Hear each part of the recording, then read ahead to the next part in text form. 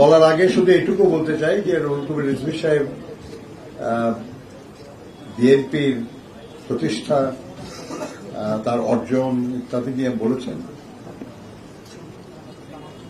এই দেশে গণতন্ত্র পুনঃপ্রতিষ্ঠা, এদেশের উন্নয়ন, এদেশের মানুষের কল্যাণের জন্য বিএনপির ত্যাগও অপরিসীম, অন্য যে কোনো রাজনৈতিক দলের চেয়ে অনেক বেশি। আমাদের দলের প্রতিষ্ঠাতা চেয়ারম্যান, মহান স্বাধীনতার ঘোষক শহীদ প্রেসিডেন্ট জিয়াউর রহমান বীর উত্তম জীবন দিয়েছেন আমাদের অসংখ্য নেতাকর্মী, সহস্রাধিক নেতাকর্মী খুন হয়েছেন, গুম হয়েছেন, লক্ষ লক্ষ নেতাকর্মী নানাভাবে নিপীড়িত হয়েছেন, মিথ্যা মামলায় কারাভোগ করেছেন, নানাভাবে তারা কষ্ট করেছেন, সম্পদহানি থেকে শুরু করে অঙ্গহানি, অনেক কিছু শিকার হয়েছেন তারা। এই সব মানুষের ত্যাগ এবং রক্তের বিনিময়ে আজকে প্রায় 4 যুগ ধরে বিএনপি বাংলাদেশের অন্যতম প্রধান রাজনৈতিক শক্তি হিসাবে প্রতিষ্ঠা পেয়েছে। বারবার গণতান্ত্রিক প্রক্রিয়ায় বিএনপি রাষ্ট্র পরিচালনার দায়িত্ব পেয়েছে এবং দায়িত্ব পালনে সচেষ্ট থেকেছে। সেই বিএনপি তার জন্মের প্রায় 4 যুগ অতিক্রমের সময়ে এবার 47তম প্রতিষ্ঠা বার্ষিকীতে কিছু কর্মসূচি পালন করতে যাচ্ছে। আমরা যে কর্মসূচি ঘোষণা করব এর বাইরেও আমাদের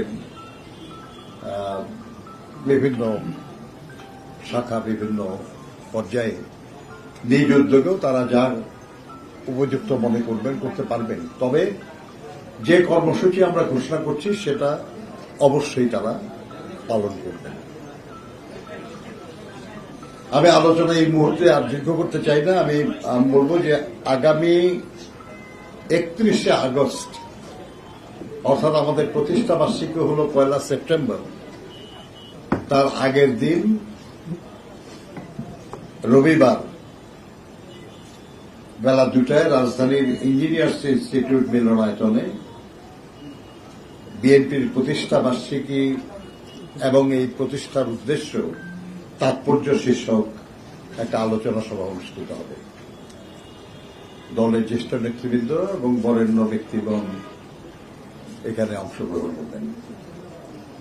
1 সেপ্টেম্বর সকাল 6টায় বিএনপির নয়াপল্টনস্থ কেন্দ্রীয় কার্যালয় সহ দেশব্যাপী বিএনপির সকল কার্যালয়ে দলীয় পতাকা এবং জাতীয় পতাকা উত্তোলন করা হবে।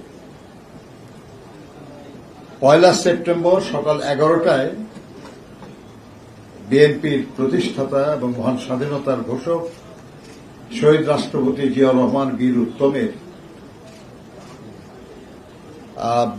মাজারে বিএনপির মহাসচিব সহ জ্যেষ্ঠ নেতৃবৃন্দ, অঙ্গদলের নেতৃবৃন্দ তারা শ্রদ্ধা জানাবেন।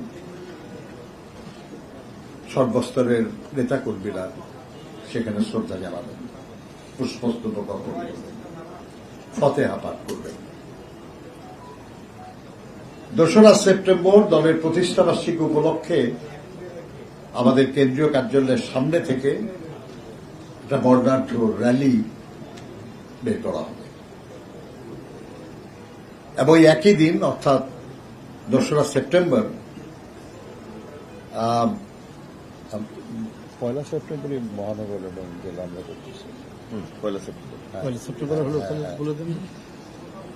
এটা 2রা সেপ্টেম্বর আমরা কেন্দ্রীয় কার্যালয়ের সামনে থেকে র্যালি, কিন্তু আমাদের সকল মহানগর এবং